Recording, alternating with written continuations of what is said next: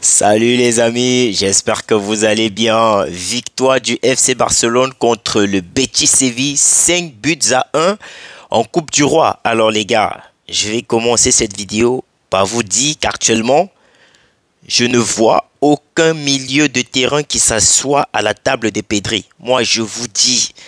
Et si vous pensez qu'il y a un milieu qui s'assoit actuellement à la même table que Pedri, donnez-moi le nom. Donnez-moi son nom. Déjà, ça peut pas être un joueur du Real de Madrid.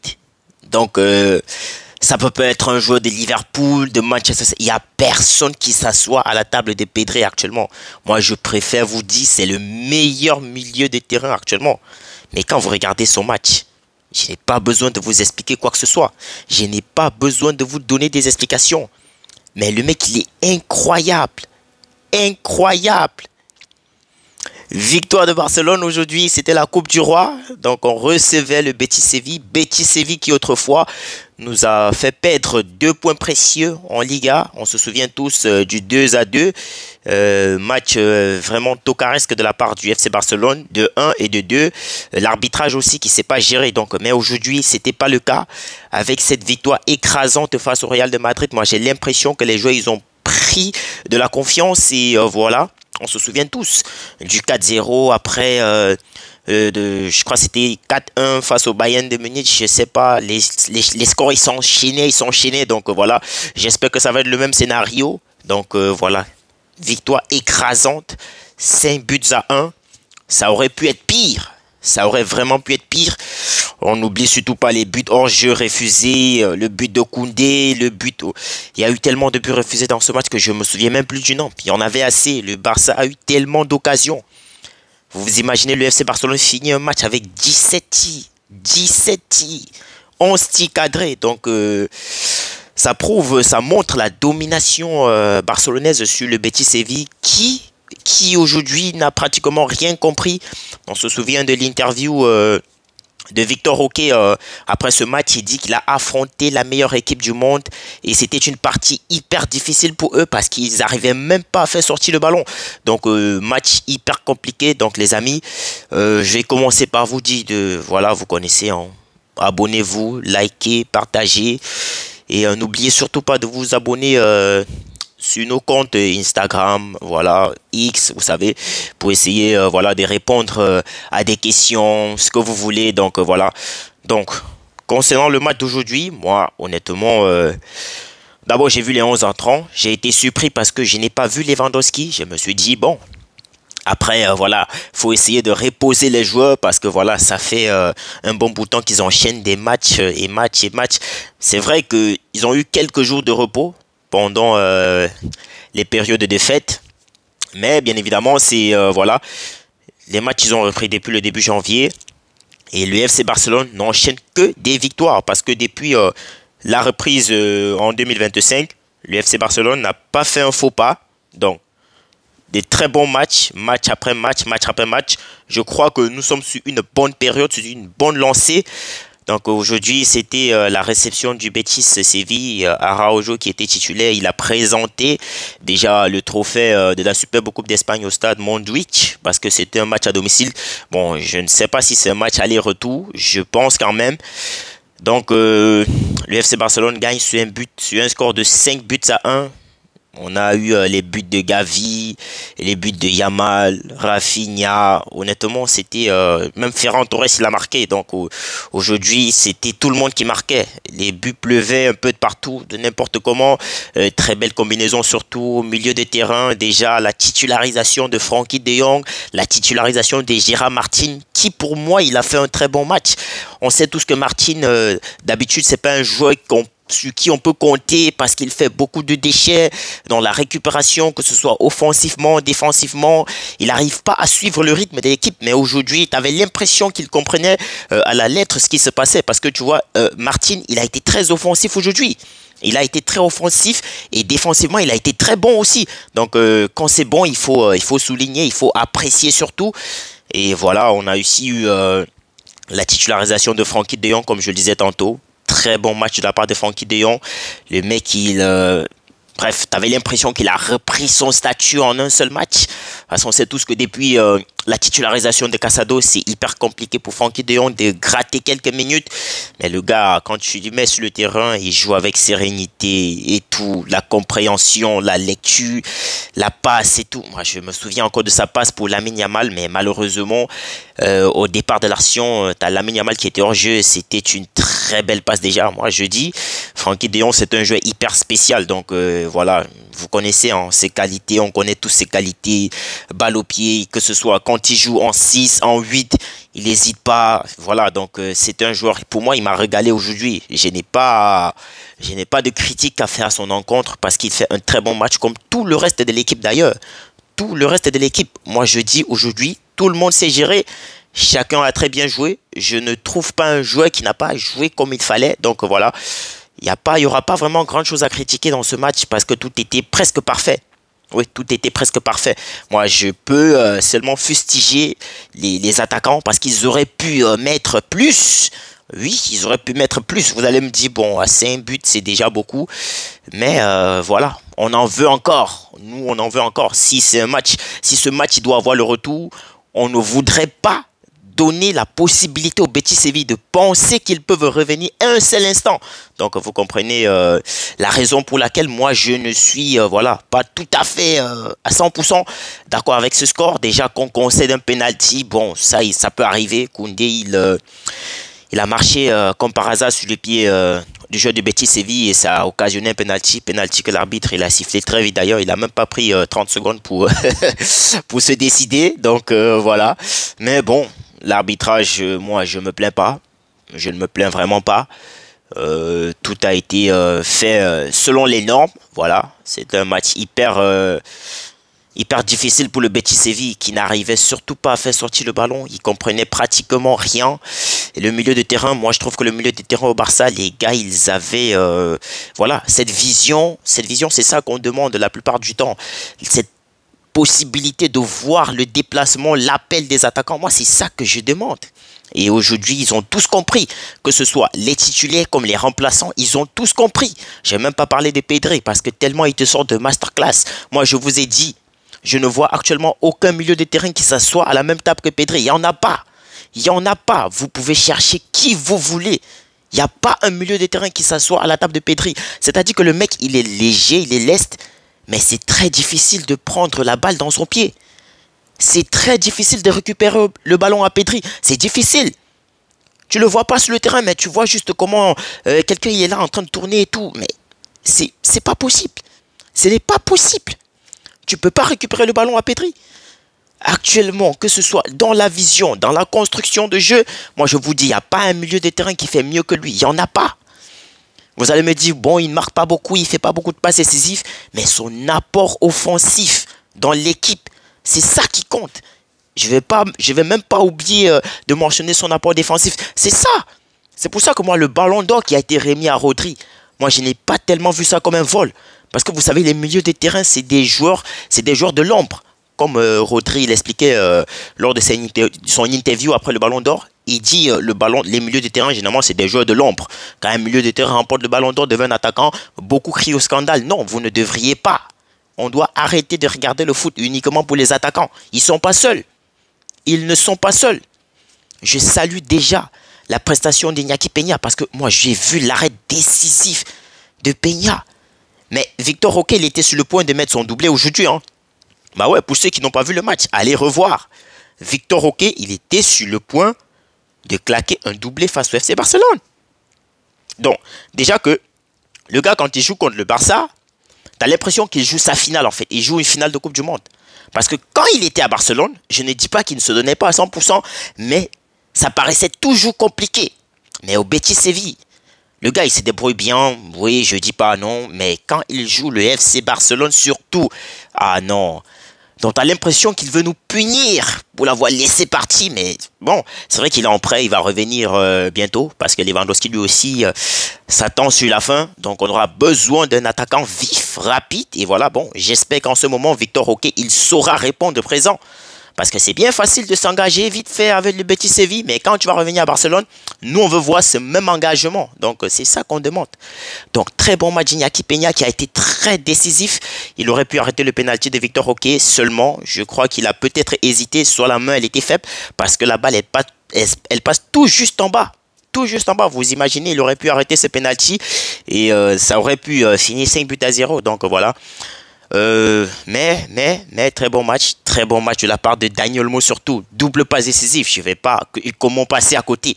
Comment passer à côté? C'est maintenant que je comprends pourquoi certaines équipes de la Liga ne voulaient plus que Olmo soit inscrit.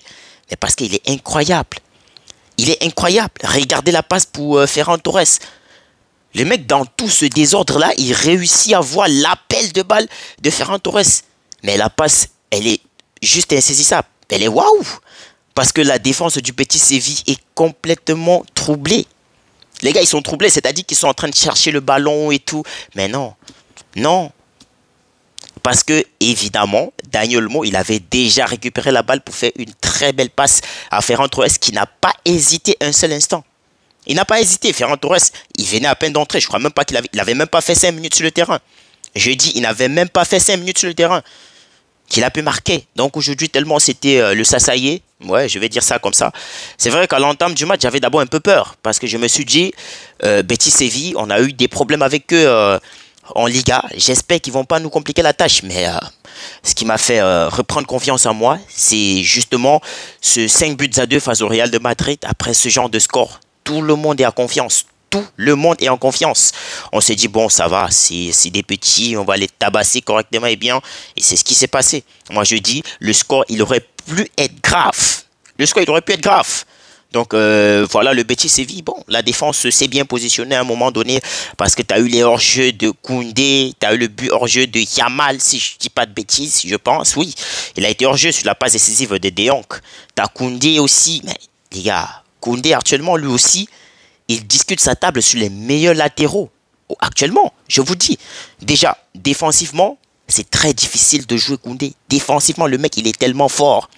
Et offensivement, il se débrouille. Ce n'est pas le même Koundé de la première saison ou la deuxième saison où il a joué latéral sous les ordres de Xavi. Non, il n'était pas très offensif. Parce qu'on se souvient tous, Koundé, sous les Xavi, c'était les centres et tout. Mais sous les flics, Koundé, collectivement, le mec, il apporte beaucoup plus que certains ailiers.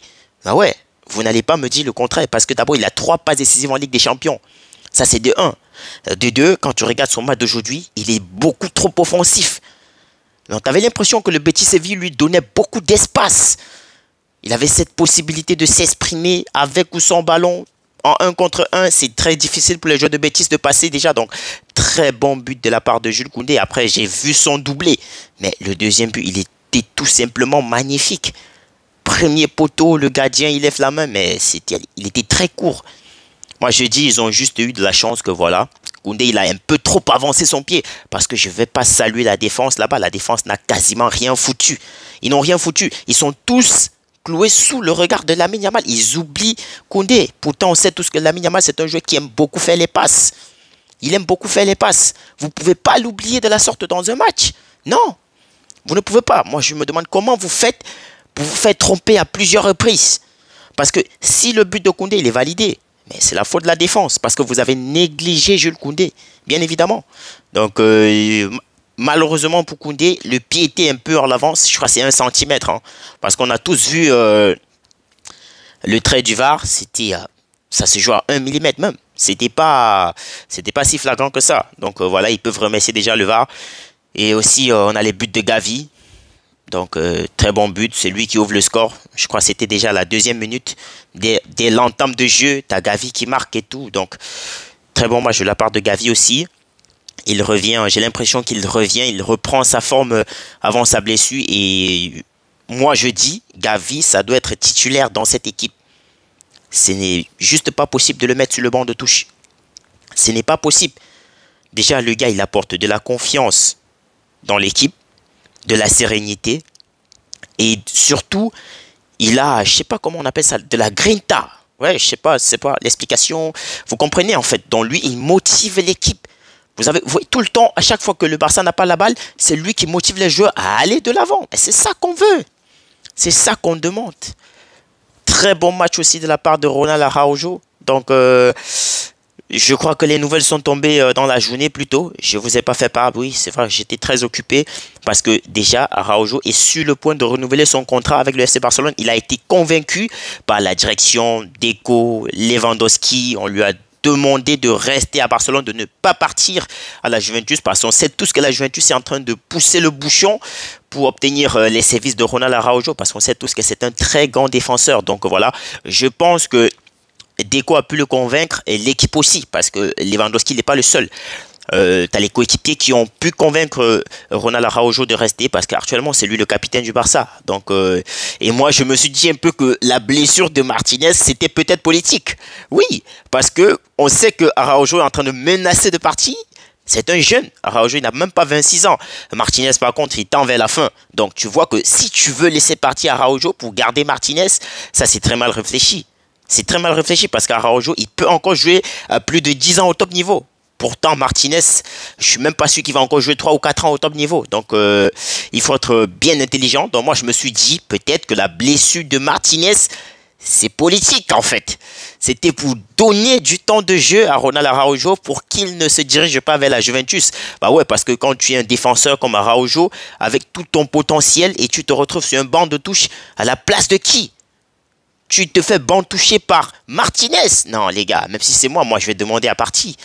Même si c'est moi, je vais demander à partir. Ce n'est que logique. Ce n'est que logique.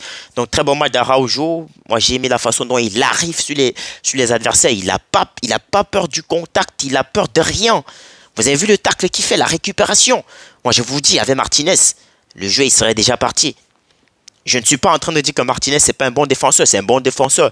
Mais il se trouve qu'Araujo, il est plus bon que Martinez. C'est ça, justement. Avec Araujo, moi, j'ai l'assurance. Je sais que ça va être difficile en 1 contre 1. Ça va vraiment être difficile. Donc, moi, je pense que pour ma part, Araujo, il doit renouveler son contrat et il doit être titulaire aux côtés de Cubarsí. Ça doit même pas être un débat. Ça ne doit pas être un débat. Donc, voilà, très bon match de Ronald Araujo. Et je ne pense pas que j'oublie quelqu'un parce que De Jong, c'est magnifique ce qu'il a fait aujourd'hui. Donc c'est vrai que moi j'aurais aimé que le but de Lamine Yamal sur la passe décisive de De Jong ne soit pas annulé. Parce que au départ quand je vois ils sont en train de tracer, je me dis mais il n'y a pas hors-jeu. Mais en fait il se trouve que c'est tout début de l'action que Yamal il était déjà hors-jeu. Je me suis dit wow, on peut pas les échapper, hein. On peut pas. Sinon très bon match de Frenkie De Jong. Et j'ai surtout aimé les entrées de Ferran Torres, de Fermín López. Fermín López, très bon joueur de terrain aussi, lui aussi. Très bon milieu de terrain, pardon. Tu vois, il a cette facilité à se retourner. Il contourne les joueurs et tout. Non, les gars, honnêtement, moi, je pense que le Barça, ils peuvent remercier la Masia. Moi, je ne sais pas si je vais dire le Barça doit remercier la Masia ou Flick doit remercier la Masia. Je ne sais même plus, je suis confus. Parce que tellement il y a des talents dans ce centre de formation. Il y en a assez. Actuellement, ce qu'il faut à Barcelone, c'est un ailier en fait. Et peut-être, je sais pas moi, un latéral.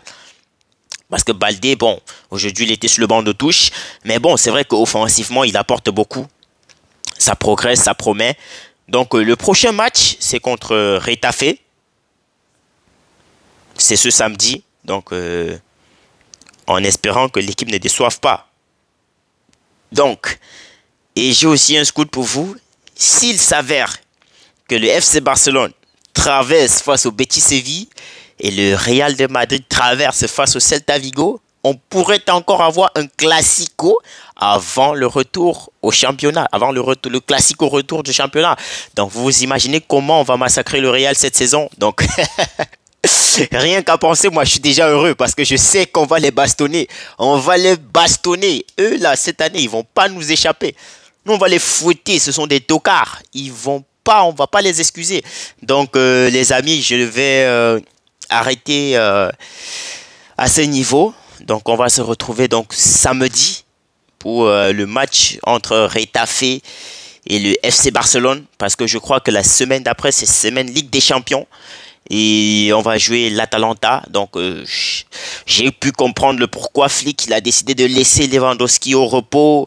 Et il a fait sortir Lamine Yamal, il a fait sortir Gavi, il a fait sortir Pedri. En fait, moi j'ai eu l'impression qu'il faut reposer un peu l'équipe. c'est clair, parce qu'un joueur comme Pedri, il ne faut pas qu'il enchaîne des matchs comme la première saison où il a tellement joué qu'après la saison d'après, il a manqué, je crois, c'était 85 matchs, les gars, c'était beaucoup. C'était énorme. Tellement on a souffert cette saison.